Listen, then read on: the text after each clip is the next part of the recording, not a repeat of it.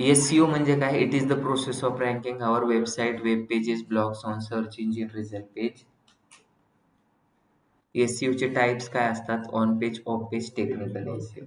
On page SEO 75% किंवा 70% important असतो. एस-सी-ओ म्हणजे आपल्या वेबसाईटला, वेब पेजेसला आणि ब्लॉगला रँकिंग केलं जातं. आणि सगळ्यांची मेथड आणि सगळ्यांसाठी एकच रूल्स अँड रेग्युलेशन असतात. मग एस-सी-ओ म्हणलं तर हा टाइप आहे डिजिटल मार्केटिंगचा. एस-सी-ओसाठी तुम्हाला एक वेबसाईट लागते आणि ब्लॉग लागतो किंवा मग त्याचं लँडिंग पेज लागेल. माझ्याकडे जर वेबसाईट नसेल तर मी एस-सी-ओ करू शकतो का? तर नाही करू शकत. एस-सी-ओ आणि एस-सी-एम मध्ये काय डिफरन्स आहे? तर एस-सी-एम म्हणजे सर्च इंजिन मार्केटिंग असते आणि काल सांगितलं होतं मार्केटिंग जर करायची असेल तर तुम्हाला पैसे लागतात. Search engine optimisation is the unpaid. It is the process of ranking our website.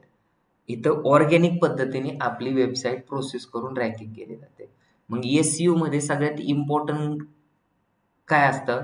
तर कीवर्ड असतात आणि कीवर्ड वरती कंटेंट लिहिला जातो. मग कंटेंट म्हणजे काय? Whole information about services. Content और सर्व्हिसेस. आणि कंटेंट म्हणजे काय? Whole information about keyword. आणि कीवर्ड म्हणजे काय?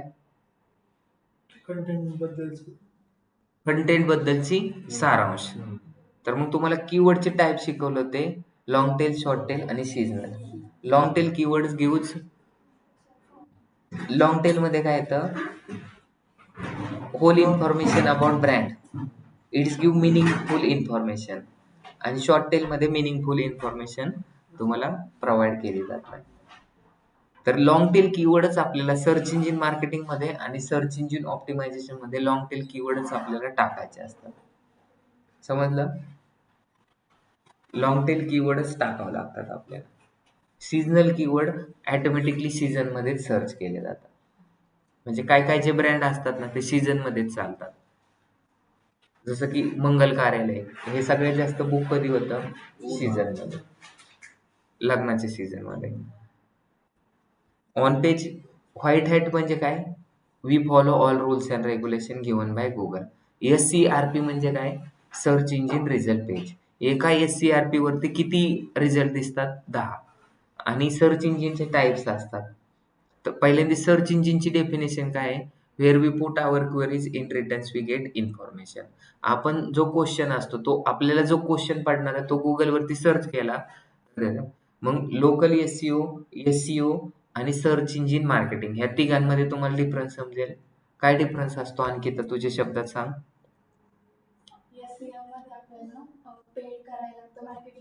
तिथे स्पॉन्सर लिहून येतं आणि एस-सी-ओ मध्ये पेड नसतं आणि लोकल एस-सी-ओ मध्ये review rating with geographic location. To make visible business on Google with geographic location and review rating. त्याला काय बोलतात? लोकल एस-सी-ओ बोलतात. सगळ्यांना समजलं? मग पहिला अल्गोरिदम आपण पाहिला होता. पहिला रूल काय पाहिला होता? जर कोणती पण वेबसाईट जर आपल्याला रँकिंग करायची असेल म्हणजे हे कीवर्ड डेटा सायन्स कोर्सेस हा कीवर्ड सर्च केलाय मी. कुठं सर्च केलाय? सर्च इंजिनवरती. मग इथं तुम्हाला सगळ्यात इम्पॉर्टंट काय की डेटा सायन्स कोर्सेस बद्दल कंटेंट लिहावा लागला असेल आणि त्या कंटेंट मध्ये कीवर्ड तुम्हाला पुट करावे लागले असतील. बरोबर आहे? लिमुनीची बाग म्हणलं तर त्याच्यामध्ये काय असेल? लिमुनी असेल. पेरूचा बाग म्हणलं की पेरू असतील का दुसरे असेल त्याच्यामध्ये काय? मग डेटा सायन्स कोर्सेस हा जर कीवर्ड सर्च केला तर आपल्याला कंटेंट कोणता रँकिंग होणार आहे? डेटा सायन्स कोर्सेस बद्दलचाच. मग कोणता कंटेंट रँकिंग होणार आहे हे कोण डिसाईड करतं? गुगल डिसाईड करतो. पण गुगल कोणत्या पॅरामीटर वरती डिसाईड करतो? तर ह्या इंडेक्सिंग आणि स्क्रॉलिंग डिसाईड करतात. कोण करतं? स्क्रॉलिंग म्हणजे काय? तर तुमचा जर डेटा गुगल वरती टाकला तर पहिल्यांदा सगळ्यात इम्पॉर्टंट म्हणजे जसं एखादा माणूस जर जन्माला आला तर त्याची नोंद केली जाते. जोपर्यंत त्याची नोंद केली जात नाही तोपर्यंत त्याला जनगणनेत मोजलं जातं का? नाही. तसंच आहे की जर तुमचा आणि नंतर 18 वर्षानंतर त्याला मतदानाचा हक्क दिला जातो. तसंच काय आहे, की तुम्ही जर एखादा कंटेंट बनवला, जसं की काल त्यांनी रेसिपीचा कंटेंट बनवला होता आणि तो ब्लॉगवरती टाकला होता. ब्लॉग हे Googleवरतीच जातं. मग तो कंटेंट कधी रँकिंग होईल? जोपर्यंत ब्लॉग लिहिला आणि Googleच्या स्क्रॉलरनी त्याला स्क्रॉल केलं, तर लगेच तो काय करणार? Googleचं स्क्रॉलर त्याला चेक करणार, की तो कंटेंट डुप्लिकेट आहे का का युनिक आहे. मग जर तो युनिक कंटेंट असेल तर त्याची इन्फॉर्मेशन तो सर्व्हरमध्ये टाकून देणार. कारण तो नवीन आहे ना कंटेंट. म्हणजे Googleवरती त्याच्याबद्दल नवीन म्हणजे त्याच्या सारखा कंटेंट होता, पण सेम त्याच्यासारखा नव्हता म्हणून तो Googleच्या त्या कोणत्या फूड रेसिपीच्या फोल्डरमध्ये टाकणार आणि फूडबद्दल किती चॅनल येतं? लाखो, करोडो कंटेंट असतील. मग त्या करोडोमध्ये ह्यांचा पण टाकून देणार आणि मग इंडेक्सिंगवाला येणार आणि इंडेक्सिंगवाला त्याला किती नंबर देणार? 1,00,000, 2,00,000, 15,00,000. मग इंडेक्सिंग त्याला वाढवण्यासाठी तुम्हाला प्रोसेस करावी लागते आणि ही कंटिन्यूअस प्रोसेस करावी लागते. त्यावेळेस तुम्ही तुमच्या कॉम्पिटिटरला बीट करतात. मग आता डिजिटल मार्केटिंग कोर्सेससाठी 5,000 इन्स्टिट्यूट येतं. मग त्याच्यामध्ये NMDची डेटा सायन्स कोर्सेससाठी डिफरंट रँकिंग आहे. Data science courses near by मीला डिफरंट रँकिंग आहे आणि डेटा सायन्स कोर्सेस इन पुणेला डिफरंट रँकिंग आहे. मग तुम्हाला असे हजारो काल आपण पाहिलं होतं, की जे एक Coursera नावाचं आहे, त्यांची किती कीवर्ड रँकिंग झालेत? 5,00,000 कीवर्ड. मग NMDचे किती कीवर्ड रँकिंग झालेत? 24. मग ज्यांचे 5,00,000 कीवर्ड रँकिंग झालेत त्यांचा जास्त बिझनेस होईल आणि ज्यांचे कमी कीवर्ड रँकिंग झालेत त्यांचा कमी बिझनेस होईल. म्हणजे खेळ कशाचा आहे? कीवर्डचा आहे. मग कीवर्ड जर तुम्ही आता जर सपोज काय असे डुप्लिकेट कीवर्ड आहेत, जसं की लोक त्याला सर्चच करत नाहीत. काय सर्च केलं एखाद्याने? Digital marketing academy. खूप कमी लोक सर्च करतात, 500 लोक. आणि जर असा कीवर्ड आहे डिजिटल मार्केटिंग कोर्सेस, त्याला 10 मिलियन लोक सर्च करतात. मग तुम्हाला असं समजलं पाहिजे, की सगळ्यात जास्तीत जास्त लोक काय सर्च करतात, तेच जर रँकिंग झालं तर काय होईल? जास्त मजा येईल, जास्त ट्रॅफिक येईल. मग कॉन्स्टेबल बनण्यापेक्षा डायरेक्ट DSPच बनलं तर बेटर आहे ना. 10 कॉन्स्टेबलचं पेमेंट त्याला एकालाच असतं. बरोबर आहे? हप्ते पण त्याला जास्त जातात. सगळ्या गोष्टी मॅनेज पण करू शकतो. मग 10 DSP होण्यापेक्षा एकच मुख्यमंत्री झाला तर, कारण त्याच्या अंडरमध्ये सगळेच येतात मग. पूर्ण गृह खातं पण त्याच्याच अंडरमध्ये येतं. तर मग तुम्ही बेटर काय आहे, की ज्याला सगळ्यात जास्त लोक सर्च करतात तोच कीवर्ड रँकिंग करा. पण कधी-कधी असं पण होऊ शकतं डेटा सायन्स कोर्सेसला 10 मिलियन येतं आणि डेटा सायन्स कोर्सेस नियर मीला पण 10 मिलियन येतं आणि बेस्ट डेटा सायन्स कोर्सेसला पण 10 मिलियन येतं. मग अशा वेळेस तुम्हाला जास्तीत 100 ते 200 कीवर्डला रँकिंग करावं लागतं आणि मार्केटमध्ये रेट काय चाललाय एका कीवर्डचा? ₹5,000. एक कीवर्ड रँकिंग करायचं 5,000. मग तुम्ही जर 100 कीवर्ड रँकिंग करून दिलं तर 100 इंटू 5,000 किती होतात? 5,00,000 होतात. मग ₹5,00,000 सुद्धा लोक घेतात एका SEO करण्याचे. मग तुम्हाला कंटेंट आता बघा प्रोसेस तर एक कीवर्ड रँकिंग करा किंवा 1000 कीवर्ड रँकिंग करा. सगळ्यांची प्रोसेस सेमच आहे. मग आपण काय करणार? जर सपोज मला जर 10च कीवर्ड रँकिंग करायचे आहेत, तर कंटेंट मला स्मॉल लिहावा लागेल. पण मी जर 10,000 वर्डचा जर कंटेंट लिहिला, तर मला कीवर्ड पण जास्त टाकावं लागेल. कारण मेजरमेंटने आपलं तू बाजारामधून 5,00,000 किलोमीटरचं कापड आणलं. किती? आणि त्याच्यावरून तुम्ही काय केलं? ब्लाउज शिवला तुमचा. जमेल का? का? ब्लाउजला किती लागणार आहे त्यांच्या मेजरमेंट प्रमाणे? जास्त आणून काय फायदा आहे का? पूर्णच कापडाचं जर आपण 5,000 मीटरचं जर कापड आणलं तिला ब्लाउज शिवला तर काय होईल? खूप सारे लोक तिच्यासारखे बसतील त्या ब्लाउज मध्ये. बसतील का नाही? मग आपल्याला जेवढ्या गोष्टी लागतात तेवढ्याच. मग आपण जर कंटेंट किती लिहिलंय? 10,000 वर्डचा कंटेंट लिहिलंय तर मग त्याच्यामध्ये किती कीवर्ड टाकले पाहिजे ना आपण? तुमच्याकडे 10 एकर जमीन आहे आणि त्याच्यामध्ये 2च ऊस लावले तुम्ही. 2च ऊसाच्या कांड्या लावल्या. चालेल का? व्यवस्थित दिसेल का?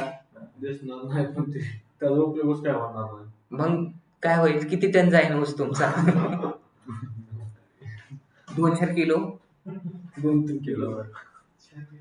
मग एवढी मोठी जमीन आहे तुमच्याकडे आणि मग तुम्हाला काय करायचंय, जेवढा जास्त कंटेंट तुम्ही लिहिणार तेवढं काय होणार आहे, तुमचा जास्त कीवर्ड रँकिंग होते. मग त्याच्यामुळे तुम्हाला गुगलने इथं रूल का दिलाय, ऍटलिस्ट 800 वर्डचा कंटेंट का लिहायला दिलाय, तर इथं तुम्हाला कीवर्ड मॅपिंग करायचंय. कीवर्ड मॅपिंग म्हणजे काय, तर डिस्टन्स बिटवीन टू कीवर्ड. म्हणजे सपोज एक कीवर्ड टाकला तुम्ही, तर त्याच्यानंतर दुसरा कीवर्ड किती वेळाने टाकला पाहिजे ते समज. म्हणजे तुम्हाला एखादी लिंबुनी लावायची किंवा ऊस लावायचा आहे, तर तुम्ही शेजारी शेजारी ऊस नाही लावत, डिस्टन्स सोडून लावतात. 1 इंच, 2 इंच, 10 इंच, 1 फूट, 2 फुटावर लावतात. का लावतात? हा. तर मग तसंच की तुम्ही जर कंटेंट लिहिताय आणि सारखं सारखं डिजिटल मार्केट, मी जर एखादं भाषण करतोय, काय केलं, भाषण केलं 15 ऑगस्ट बद्दल, भारत 26 जानेवारीला स्वातंत्र्य झाला आणि भारत स्वतंत्र झाला, म्हणून आपण स्वातंत्र्य काळात जगतो. भारत स्वतंत्र झाला, भारत स्वतंत्र झाला म्हणून मी स्वतंत्र झालो, आणि भारत स्वतंत्र झाल्यामुळे आपण स्वतंत्र झालो. आणि भारत स्वतंत्र झाल्यामुळे आपण डिजिटल मार्केटिंगचे कोर्स चालू केले, आणि भारत स्वतंत्र झाला म्हणून पूजा शिंदेने इथं ऍडमिशन घेतलं. भारत स्वतंत्र झाला म्हणून आपण स्वतंत्र राहायला लागलो. म्हणून स्वतंत्र राहणं हे स्वातंत्र्याचं मूलभूत हक्क आहे. आणि भारत स्वतंत्र झाला असं जर पिच केलं तुम्ही, तर लोक कसे म्हणतील, चपलेने हाणतील का? हाणतील का? हे म्हणते नुसतं भारत स्वतंत्र. मी पहिली दुसरीला भाषण करायचं. कसं भाषण करीत असाल, इमेजिन केलंय का तुम्ही मला? खाकी चेडी, हाफ पॅन्ट आणि पांढरा शर्ट, वरच्या 3 गुंड्या खाली, लय फास्ट जायचो आणि ते माईक खाली वाढायचो. अध्यक्ष, माझे पुच्छ वर्ग, जमलेले ग्रामस्थ आणि माझ्या छोट्या मोठ्या बालमित्रांनो, आज 15 ऑगस्ट, त्याबद्दल मी तुम्हाला 2 शब्द सांगणार आहे आणि ते माझे शांत चिंचेत ऐकून घ्यावे. भारत स्वतंत्र झाला, जय हिंद, जय महाराष्ट्र. लगेच जाऊन बसायचो आणि जाता जाता 2-3 पोरांच्या पायावर पाय देऊन जायचो.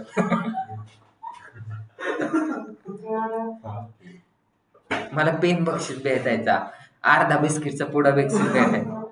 असं भाषण केल्यावर काय म्हणते लोक, मग सर लोक म्हणायचे, तू काय करू, तुझे प्रोनाउन्सिएशन चांगलं नाही, तू भाषणात भाग नको घेऊ. नाही नाही, मधून नाही,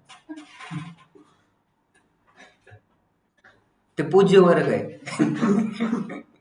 मग तिथं तुम्ही काय वेगवेगळे प्रोनाउन्सिएशन घेतलं चालेल का? ते डिंग डॉंग बेलची एक कविता होती, डिंग डॉंग बेल.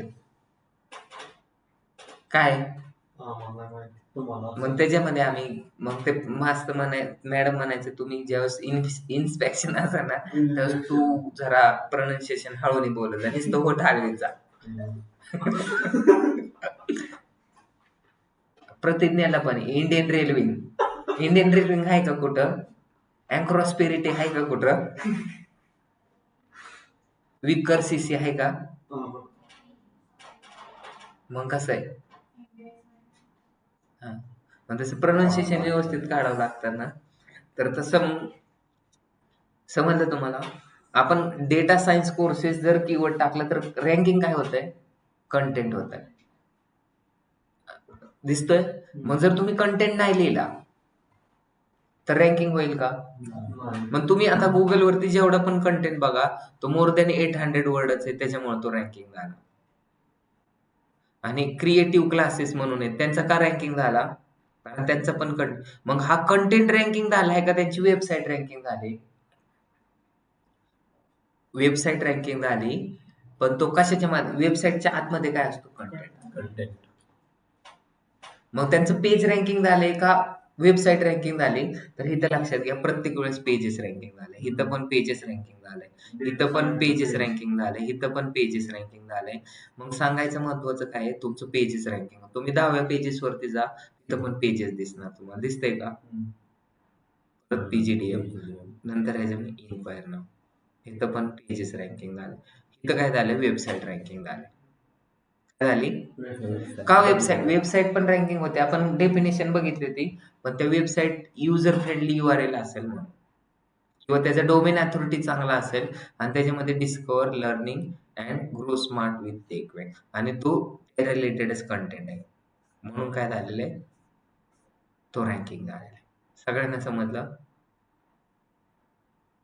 का नाही समजलं? तिथं वेबसाईट रँक. मग रँकिंग करण्याचे फॅक्टर काय आहे? पहिला on page SEO. On page SEO मध्ये काय काय येतं? टायटल येतं, डिस्क्रिप्शन येतं, मेटा डिस्क्रिप्शन येतं, H1 to H6 टॅग येतात. मग आल टॅग म्हणजे काय तू सांग? इमेजचं अल्टरनेटिव्ह नाव. कारण गुगलच्या स्क्रॉलर वरती 2 टाईपचे लोक येतात. म्हणजे मी इथं डेटा सायन्स कोर्सेस जर सर्च केलं, इन पुणे टाकू आपण.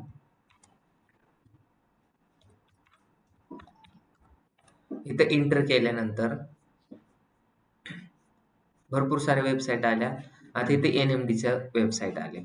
इथं तुम्हाला हे टायटल दिसतंय, best data science courses in Pune. पण मी जर इथं केलं तर मला बेस्ट डेटा सायन्स कोर्सेस हे कुठंच लिहिलेलं दिसणार नाही. दिसतंय का कुठं लिहिलेलं? मी जर माझं पेज ओपन झालं तर तिथं बेस्ट डेटा सायन्स कोर्सेस दिसतंय का तुम्हाला? ह्या पेजवरती कुठं बेस्ट डेटा सायन्स कोर्सेस लिहिलेलं आहे का? मग जर तुम्हाला गुगलचा जो प्रिव्ह्यू आहे तर त्याच्यामध्ये काय दिसतं? तर गुगलचं टायटल दिसतं. मग ते टायटल इथं लिहिलंय का? नाही. तर टायटल आतून लिहिलंय ते कंट्रोल यू करून लिहिल्यानंतर इथं तुम्हाला दिसेल बेस्ट डेटा सायन्स का दिसत होतं? कारण इथं best data science courses in Pune. Correction करता येतं ना आपल्याला पण. नाही नाही, तुम्हाला स्वतः पण करता येतं आणि तुम्ही हे लिहून जर दिले तर ते पण टाकू शकता. हा. आता ही वेबसाईट ओपन केली, ही आपल्या ह्या सर्व आपल्याला लागली. ही जर मी तिकडे माझ्या याच्यामध्ये ओपन केली माझ्या सर्व्हरवर, मलाही दाखवलं का त्या टायटलचे? कंट्रोल यू पण दिसेल ना तुम्हाला, तिथं पण दाखवते. पण आता हे तुम्ही कंट्रोल यू केल्यानंतर हे HTML येतं, हायपर टेक्स्ट मार्कअप लँग्वेज अशी दिसते. पण ज्यावेळेस तुम्हाला हे टायटल आणि डिस्क्रिप्शन टाकायचंय ना, तर त्यावेळेस तुमची वेबसाईट कशात बनली त्याच्यातलं हेडर सेक्शन ओपन. तुमची जर कशामध्ये असेल वेबसाईट, PHP मध्ये असेल, मग PHP मध्ये जर असेल तर तुम्हाला ऍडमिन पॅनल घ्यावा लागेल किंवा सी पॅनल घ्यावा लागेल. मग तुम्हाला FTP पण असते, फाईल ट्रान्सफर प्रोटोकॉल पण असतो.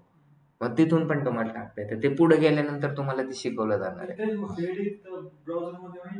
नाही, तिथून फाईलमध्ये चेंज करावं लागतं. फाईलमध्ये चेंज करून मग अपलोड करावं लागतं जर प्रोग्रामिंग मध्ये असेल. पण आता ही वेबसाईट वर्डप्रेस मध्ये, तर मग जर तुम्हाला वर्डप्रेस मध्ये वेबसाईट आहे, तुम्हाला काय करावं लागतं इथं?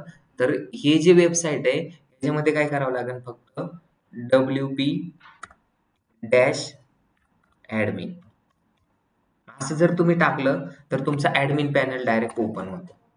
काय होईल? तुमचा ऍडमिन पॅनल, इथं युजर नेम टाकायचंय आणि इथं पासवर्ड टाकायचा आहे आणि एवढं टाकलं की लॉग इन होईल. मग त्याच्यामध्ये तुम्हाला कुठं जायचंय, कोणत्या पेजवरती चेंज करायचंय तिथं जायचं. तिथं आपण हे प्रॅक्टिकल पाहणार आहे. त्याच्यामुळे पहिल्यांदा आधी काय करा, थेरॉटिकल नॉलेज जर नसेल तुम्हाला आणि एकदा ओपन केल्यानंतर एकाच वेळेस आपण सगळे चेंजेस करू. नवीन पेज कसं क्रिएट करायचं ते पण पाहू आपण. समजलं का? हे तुम्हाला हेतून चेंज करता येत नाही. मी आता हेतून चेंज करायला गेलो, होतंय का चेंज? मी हे रिमूव्ह करायला गेलो नाही. कंट्रोल यू करून फक्त तुम्हाला काय URL सोर्स ओपन होतोय.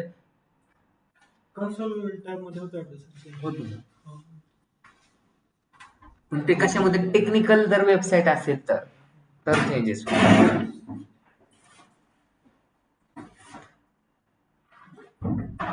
ठीक आहे. मग आता तुम्ही सांगा, पहिले तर काय चेक केलं पाहिजे ह्या वेबसाईटचा कॉपीड कंटेंट आहे का नाही ते. तो कशामध्ये चेक केला जातो? डुप्ली चेकर मध्ये.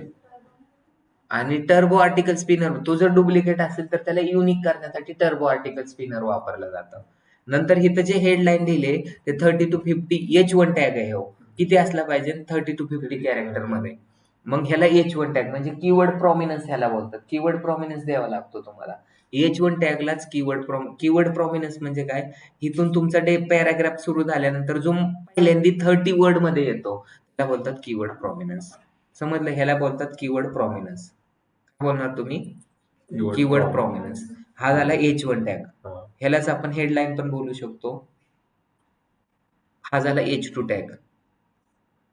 हा पण H2 टॅग आहे. हे पण H2 टॅग आहे. H2 टॅग आपण किती पण यूज करू शकतो. आणि जो हा खाली लिहिलेला आहे तो एक तर H4 असेल, H5 असेल किंवा H6 असेल. H1 फक्त एकच असलं पाहिजे. H1 एकदाच येतो एका पेजमध्ये. H2 किती वेळा पण येऊ शकतो. H3 फक्त इटॅलिक करायचं जर असेल तर तो येईल. जसं की ते इटॅलिकमध्ये दिसतंय. हे असं तिरकं दिसतंय थोडंसं. तर सर्टिफिकेशन हा जो असू शकतो तो H3 टॅग असू शकतो. समजलं का? तर एखादा माणूस इथं आलाय आणि ह्या वेबसाईटमध्ये तो लगेच इथं स्क्रॉल केलं Googleच्या स्क्रॉलरने इथं दिसेल की हे data science in Pune related page आहे. आणि हे डेटा सायन्स रिलेटेड सगळे थ्रू आउट म्हणजे युनिक कंटेंट आहे.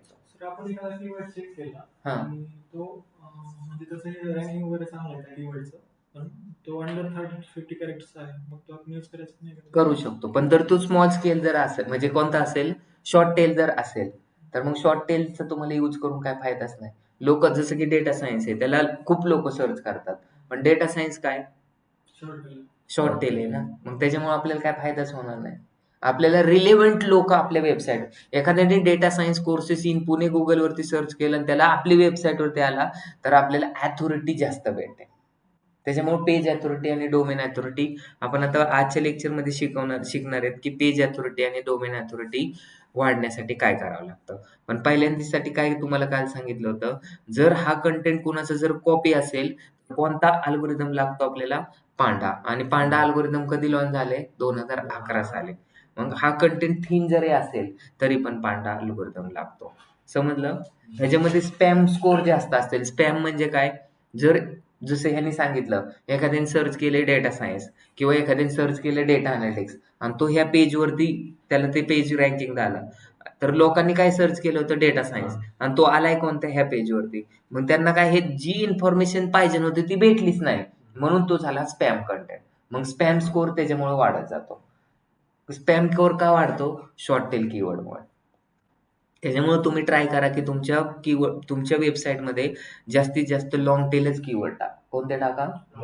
लॉंग टेलच कीवर्ड टाका. Data science courses in Pune असं आहे आणि हे जे लोक आहेत ते पण कुठेतरी त्यांनी मेन्शन केलेलं पाहिजे. त्याचा पण तुम्हाला फायदा होतो. कारण गुगलचा स्क्रॉलर आल्यानंतर फेसेस डिटेक्ट करून तो फाइंड आउट करून टाकतो की हे खरंच NMDचा आणि ह्यांचा काही संबंध आहे का. हे जे व्हिडिओ येतं व्हिडिओ कशासाठी टाकलेत आपण लोडिंग टाइम. जर डायरेक्ट टाकला तर लोडिंग टाइम वाढत जाईल. पण आपण इथं काय दिलेली YouTubeची लिंक दिलेली. ह्याचा लोड सगळा कुठं जातोय? YouTube वरती जातोय. एखादा युजर आला आणि लगेच जर रिटर्न गेला म्हणजे एवढा आला Googleवरती त्याने काय केलं सर्च केलं कीवर्ड. काय सर्च केलं? डेटा सायन्स कोर्सेस किंवा डेटा अनालिटिक कोर्सेस असं जर सर्च केलं त्यांनी आणि सर्च करून त्यांनी काय केलं इथं क्लिक केलं आणि इथं क्लिक केलं आणि ओपन व्हायला जर जास्त टाइम लागला तर युजर काय करतो कट करतो. आता त्यांच्या वेबसाईटवरती ओपन होण्याच्या आधीच मी रिटर्न गेलो तर त्या वेबसाईटचा बाउन्स रेट काय होतो वाढत जातो. मग बाउन्स रेट जर वाढला तर रँकिंग डिग्रेडेड होते. मग त्याच्यासाठी काय केलं जातं बाउन्स रेट कधी तुमचं काय असला पाहिजे कमी असला पाहिजे. किती? 50 पेक्षा. बाउन्स रेट म्हणजे काय? How much time we spend on our website. म्हणजे पर्टिक्युलर वेबसाईटवरती आपण किती वेळ टाइम स्पेंड करतोय ते महत्वाचं आहे. मग एखादा युजर बाउन्स रेट कधी तुमचा कमी होईल? युजरने काय केलं इथं आला त्याच्यावरती क्लिक केलं आणि within a fractions of second मध्ये जर तुमची वेबसाईट ओपन झाली. आता एवढ्या वेळात जर लागला तर लोक काय करतात कट करून दुसरीकडे निघून जातात. त्याच्यामुळे पण तुमचा बाउन्स रेट वाढत जातो. आणि within a fractions of second मध्ये तुमची काय झाली पाहिजे वेबसाईट ओपन झाली पाहिजे. झाली वेबसाईट ओपन. मग त्यांनी ओपन केल्यानंतर आता युजर आल्यानंतर त्यांनी काय काय ऍक्टिव्हिटी केल्यात हे पण गुगल मेजरमेंट करतो. नुसतं लोकांना आपल्या वेबसाईटवरती आणायचं नाही तर लोकांना आणल्यानंतर त्यांना टाइम स्पेंड करायला लावायचा आहे. मग किती टाइम स्पेंड करेल जेवढा जास्त टाइम स्पेंड करेल तेवढं रँकिंगसाठी आणि बाउन्स रेटसाठी चांगलं आहे. मग इथं मी फोटो आणि व्हिडिओ का लावलेत तर युजरला टाइम स्पेंड करण्यासाठी. मग युजरनी जर इथं व्हिडिओ पाहिला मग तर कधी कधी ते इथून डायरेक्ट दुसरीकडे तरी डायरेक्ट जातात. इथं 2-3 मिनिटं व्हायला गेले त्यांचे आणि नंतर तो YouTube वरतीच कंटेंट पाहायला लागला.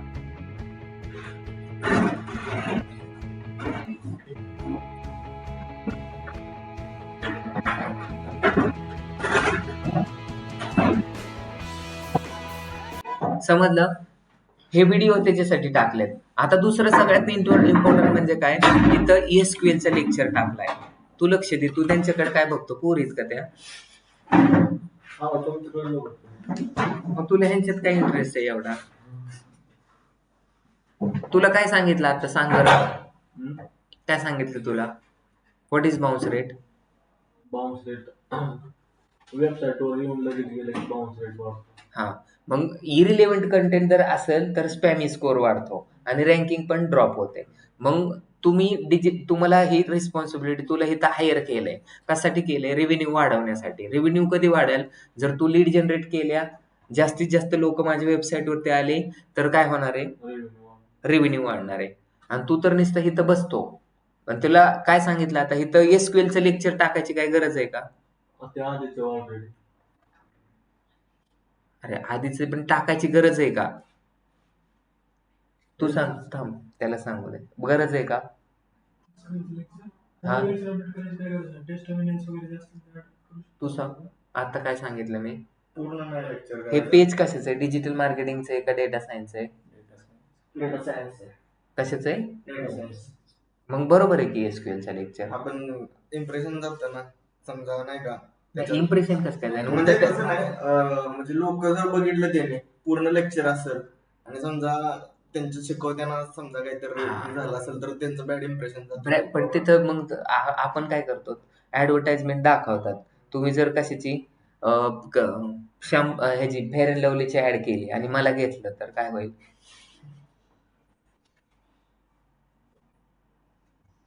फेअर अँड लवलीच्या ऍड मध्ये कोणाला घेतात?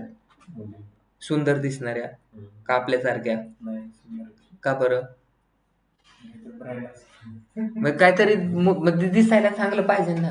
मग तुम्हाला एवढं सगळं कळतं तर मग इथं चांगले व्हिडिओ लावायचे. त्यांनी डायरेक्ट 19व्या नंबरचा, मग एखाद्या माणसाने डायरेक्ट त्याच्यावरती क्लिक केलं आणि त्यांनी SQLच्या पहिल्या लेक्चरच्या ऐवजी डायरेक्ट 19वा लेक्चर बघितलं, त्याला काय समजणार आहे? ते म्हणून हे येडं दिसतंय पोरग जे शिकवतंय ते. 19व्या लेक्चर मध्ये काय शिकवणार आहे? क्वेश्चन क्या है, how many male employees whose तुला एवरेज सांगता येईल का ह्याचा how many male employees? Male average? Okay, पहले तो हमें फर्स्ट क्या फाइंड करना है? मग त्याला रिलेटेड नाही करणार. मग हे असे लोकांना कन्सेप्ट जर क्लिअर नाही,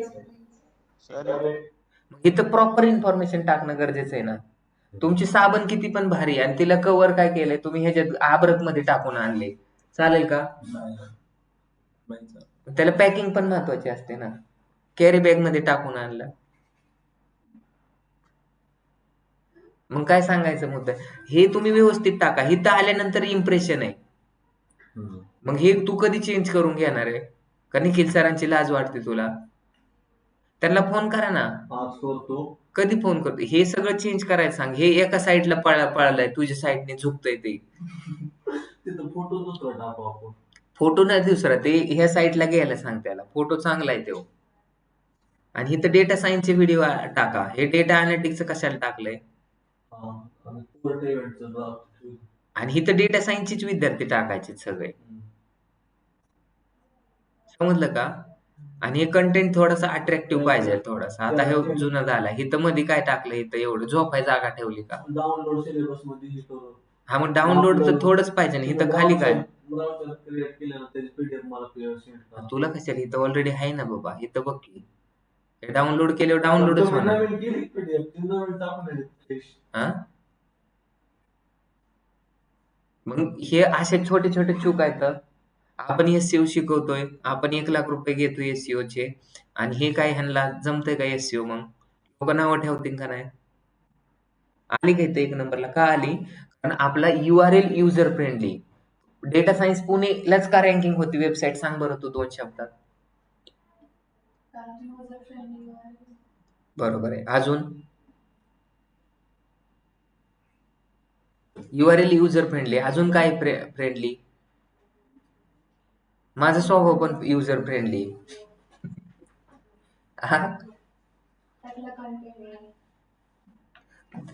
ज्या गोष्टी लागतात त्या गोष्टी आहेत. म्हणजे डेटा सायन्स कोर्सेस इन पुणेला रँकिंग का होतंय? User friendly. म्हणजे data science courses in Pune त्या URL मध्ये. नंतर इथं खाली काय? डेटा सायन्स कोर्सेसला आपलं का रँकिंग होत नाही? का रँकिंग होत नाही? कारण डेटा सायन्स कोर्सेस लिहिलेले का इन पुणे टाकलंय पुढं. मग तुम्हाला युजर फ्रेंड URL मध्ये डेटा सायन्स कोर्स टाका आणि खाली H1 टॅग मध्ये data science courses in Pune टाका, नाहीतर उलट करा. बरोबर आहे ना? मग रँकिंग होईल वेगवेगळ्या शब्दाला.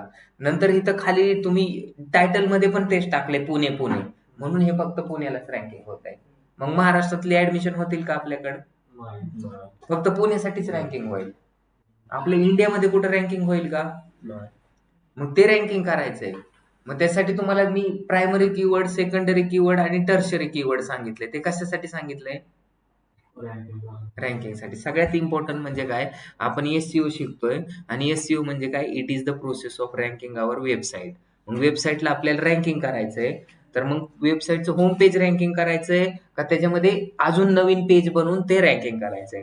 मग आपल्याला होम पेज जर रँकिंग करायचं असेल तर होम पेज म्हणजे काय, टीजर असतं, सगळ्याचं कॉम्बिनेशन असतं. मग हा कंटेंट युनिक होत नाही. जर तुमच्याकडे फक्त डेटा सायन्सचा कोर्स असता तर मग झालं असतं. पण आपण कोर्सेस पण देतोय, सर्व्हिसेस पण देतोय, ऍप डेव्हलपमेंट पण देतोय, डेटा सायन्स पण देतोय, डेटा अनालिस्ट पण देतोय आणि डिजिटल मार्केटिंग.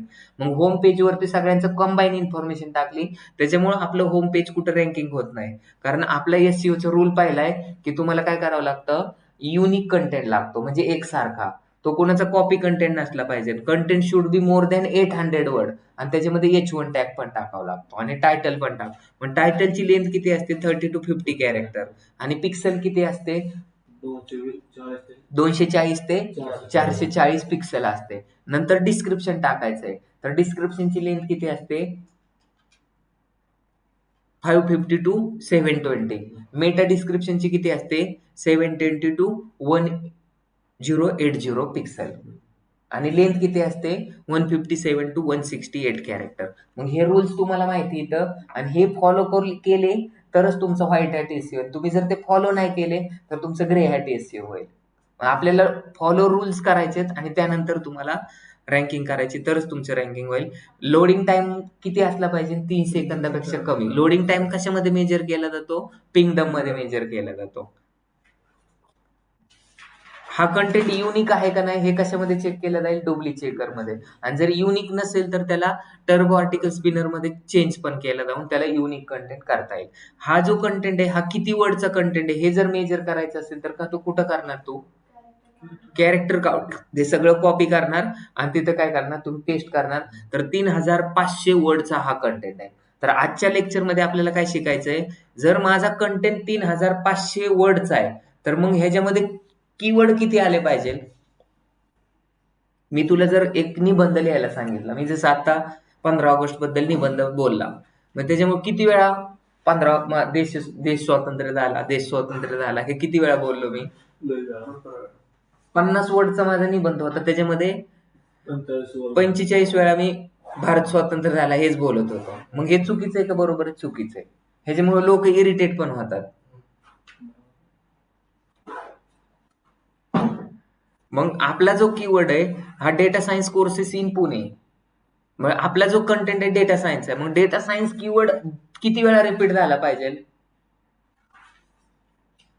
सारखं सारखं डेटा सायन्स आलं. इथं बघितलं, NMD private limited offer data science courses in Pune with 100% placement, data science certification, data science affordable fees, data science courses in Pune, data science near by me. असं जर ह्याच्यामध्ये टाकलं सारखं सारखं डेटा सायन्स, इथं सांगितलं NMD private limited data science courses offer data science courses in Pune, NMD private limited offers 100% guarantee in data science आणि 100% placement guarantee in data science आणि NMD private limited offers data science certification, NMD offers affordable fees for data science. असं जर टाकलं असतं इथं ह्या paragraph मध्ये तर ते चांगलं वाटलं असतं का? किती वेळा रिपीट झालं डेटा सायन्स? खूप वेळा. तर मग त्याच्यामुळे गुगलने काय केलेले, मग हे लोक असं करायचे कशासाठी? कारण जास्त जेवढ्या वेळा तो रिपीट कीवर्ड होईल तेवढं मग क्राउलरची नजर त्याच्यावरती. पण म्हणून त्यांनी काय केला, एक काय ठेवला, अल्गोरिदम ठेवला. आणि त्या अल्गोरिदम मध्ये त्यांनी काय सांगितलं, तर तुमचं डिस्टन्स असलं पाहिजे, डिस्टन्स बिटवीन 2 कीवर्ड. मग आता इथं डेटा सायन्स कीवर्ड टाकलाय तर तो एकदाच आलाय. मग तो किती वेळानंतर चेंज झाला पाहिजे? एक जर तुम्हाला पॅराग्राफ लिहायला लावला 100 वर्डचा निबंध लिहा, डेटा सायन्स बद्दल. तर मग डेटा सायन्स किती वेळा रिपीट झाला पाहिजे 100 वर्ड मध्ये? किती वेळा रिपीट झाला पाहिजे तुला काय वाटतं? 25. तर ह्याचं गुगलनी एक मेजरमेंट दिलंय. 1 एकर जर तुम्ही जर सपोज काय करतात 1 एकर तुम्हाला काय लावायचंय? कांदा लावायचा आहे. तर मग कांद्याचं रोप किती लागेल आपल्याला? बी किती लागेल? किती पिशव्या लागेल? एक पाहिली 1 पायली लागेल. मग तुम्ही जर 10 पायले लावल्या तर? तिला दाट कांदा होईल, उगवणारच नाही. मग तसंच आहे की आपण जर कंटेंट जर 100 वर्डचा जर कंटेंट लिहितोय तर त्याच्यामध्ये 2 to 3% कीवर्ड डेन्सिटी. आता डेन्सिटी म्हणजे काय? घनता. बरोबर आहे. मग घनाचे घनफळ बरोबर बाजू घन. येतं तुम्हाला? काय?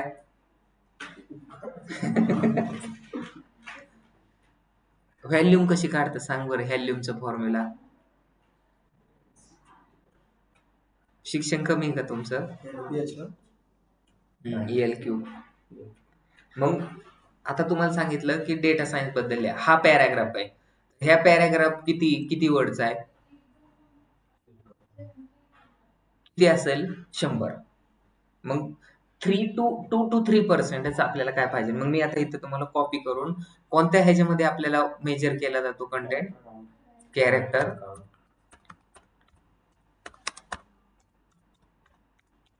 मग इथं गेला ह्याच्यामध्ये जायचं आणि क्लिक करायचं आणि इथं टाकला आपला कंटेंट. किती वर्डचा आहे? Ctrl+V. 775 आहे. 127 वर्ड आहेत. 127 वर्ड आहेत. 127 वर्ड आहेत. मग मी तुम्हाला हे सांगितलं की ह्याच्यामध्ये 3 to 4च तुमचे कीवर्ड आले पाहिजे. 100 मध्ये किती? 2 to 3. मग हा कंटेंट मध्ये तुम्हाला किती आला पाहिजे? 5 ते 6 वेळाच तुमचा डेटा सायन्स कोर्सेस रिलेटेड उल्लेख झाला पाहिजे. मग इथं बघा डेटा सायन्स लिहिलेले पहिला, नंतर कुठे लिहिले? Data scientist. दुसरा, नंतर काय केले? Data science courses in Pune 3 झाला, नंतर हा 4 झाला, 5 वेळा ठेव. आणि नंतर काय झाला? Best courses in data science 5 झाला, 6 आणि खाली काय झाला? 7 वेळा. 6 ते 7 वेळाच लिहिला. म्हणजे हे बरोबर आहे. अजून एखादा कमी पाहिजे नव्हता, पण बरोबर आहे. म्हणजे हे मेजरमेंटनीच आलं पाहिजे. मग तुम्हाला कीवर्ड डेन्सिटी म्हणजे काय? डबल झाला ना डेटा सायंटिस्ट. होऊ दे ना डबल, काय प्रॉब्लेम. पण कीवर्डच आहे ना तो पण. पण इथं कुठे आहे data scientist? Need for data scientist last लाईनला. हो, त्या 1 नंबर पॅरेग्राफ मध्ये लास्ट लाईनला. हा, data scientist is increasing day by day. त्यांनी ते मिनिंगफुल सेंटेन्स बनवलंय. Data science courses in Pune आपलं कीवर्ड आहे ना. पण data science courses in Pune keyword आहे ना. मग डेटा सायन्स बद्दल त्यालाच रँक करणार आहे ना. हा, मग त्यालाच रँकिंग करायची गरज आहे ना. मग डेटा सायन्स बद्दलची इन्फॉर्मेशन आली पाहिजे ना त्याला. ते आपण हेडलाईन दिली मी. तुला शाळेबद्दल इन्फॉर्मेशन विचारली तर मग काय लिहिणार तू?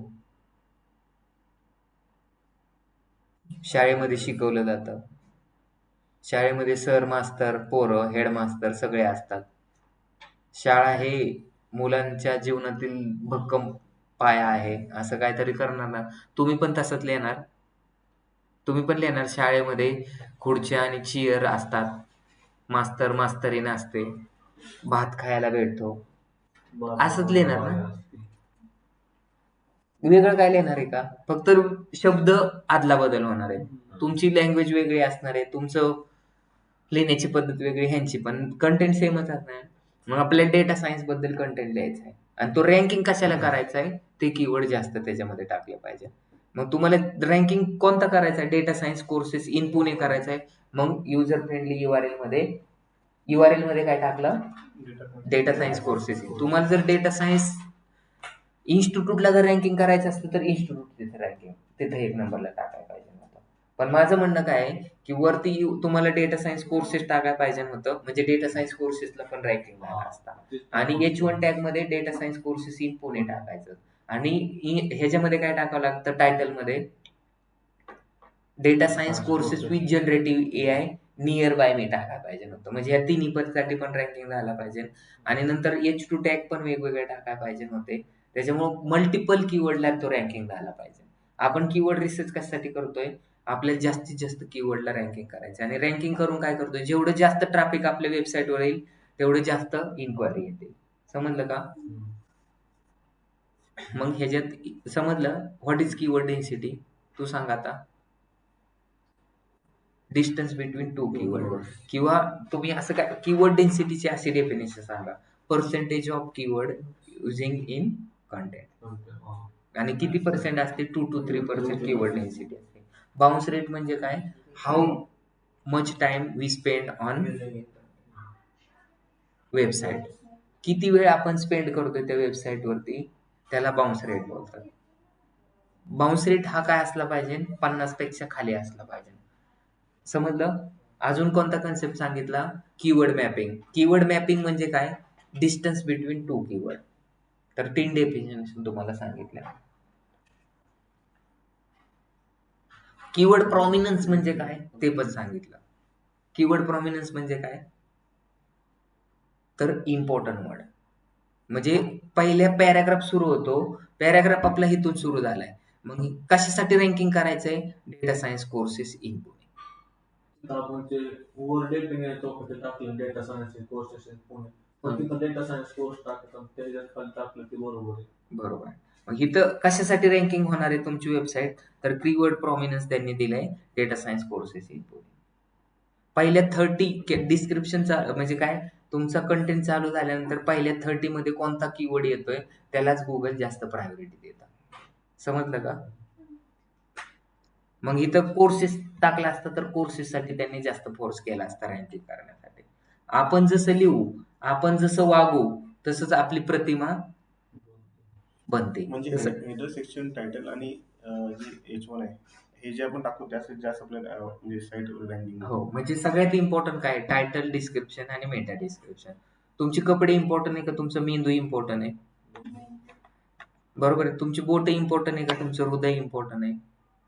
बोटं नसली तरी माणूस जगू शकतो, पण हृदय नसल्यावर जगू शकतो का? नाही. मग सगळ्यात जास्त प्रायोरिटी कशाला दिली जाते? मेंदूला आणि हृदयाला. या 2 गोष्टी. मग मेंदू म्हणजे तुमचं हेडलाईन आहे आणि हृदय म्हणजे तुमचं टायटल आहे. आणि H2 म्हणजे तुमचे 2 हात आहेत आणि पाय आहेत. मग H2 टॅग तुम्ही काय करू शकता? 3 हात असले तरी काय फरक पडणार आहे का? मेंदू तर तुमचं तेवढाच चालणार आहे. सगळं समजलं सगळ्यांना? लोडिंग टाइम कसं चेक करणार या वेबसाईटचं सांग बरं?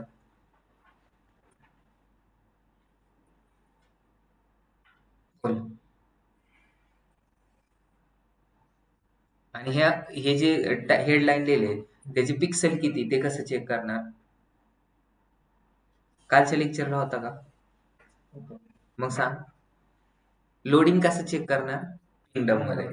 आणि हे जे पिक्सेल किती ते कसं चेक करणार? तू सांग. तू सांग. ठीक आहे. आज आपण लेक्चर इथेच थांबवू. कारण त्यांना कसं आहे ना समजतच नाही काय. तुम्ही हे 2 आता आपण Google ॲडचं आपले जे जुने लोक आहेत त्यांचं Google ॲडचं स्टार्ट करू. हां, मग 2च लोक हुशार आहेत तिथं, निकिता आणि वेदांत. टू द वेब मध्ये जाऊन तुम्हाला त्याचं हे तोंडपाठ असलं पाहिजे तुम्हाला. इंटरव्ह्यूला थोडी तुम्ही हे करणार आहेत.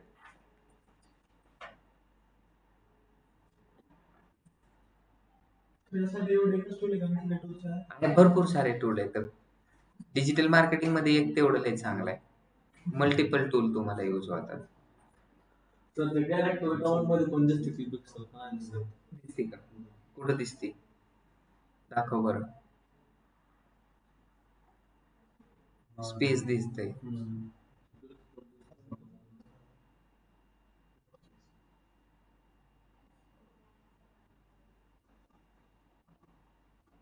लॉग इन करावं लागेल. हम्म. खाली चालू आहे.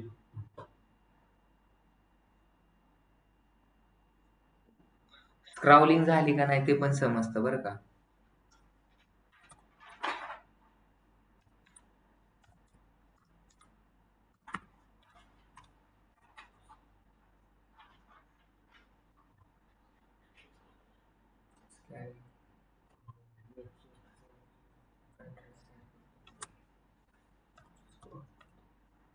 मी ते आत्ताच आधीच लेक्चर आहे का ह्यांना सांगतोय.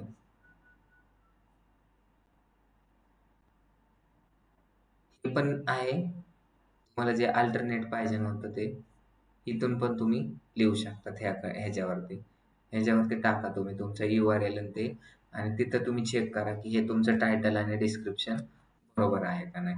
URL टाकायचा आणि त्यानंतर चेक करायचं. सिम्पलच आहे.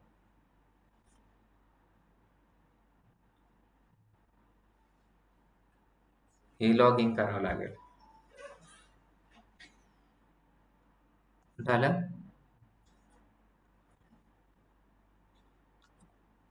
दिसते पिक्सेल अजून वाढवायची. याच्यात बिझनेसचं नाव टाक.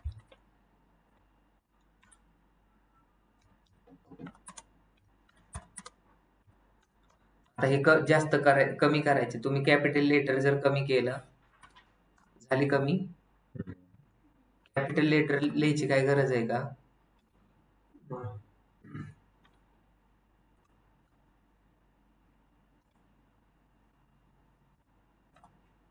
झाली का कमी. जेवढं तुम्ही कॅपिटल लिहिणार तेवढी पिक्सेल वाढणार. ठीक आहे. आजचं थांब तुम्ही अभ्यास करा. का बरं असं होतंय तुमचं. मन लागत नाही का तुमचं कोणावर.